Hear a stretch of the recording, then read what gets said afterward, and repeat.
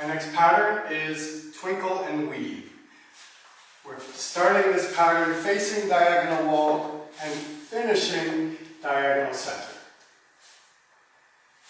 1, 2, 3, 1, 2, 3, 1, 2, 3, 1, 2, 3. And from a different angle. 1, 2, 3, 1, 2, 3, 1, 2, 3, 1, 2, 3. And now we'll link it with a basic box.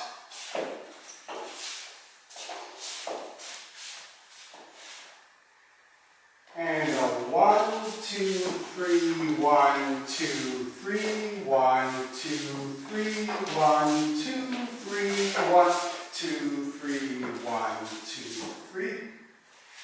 And from a different angle. 1, 2, 3, 1, 2, 3, 1, 2, 3, 1, 2, 3, 1, 2, 3, 1, 2,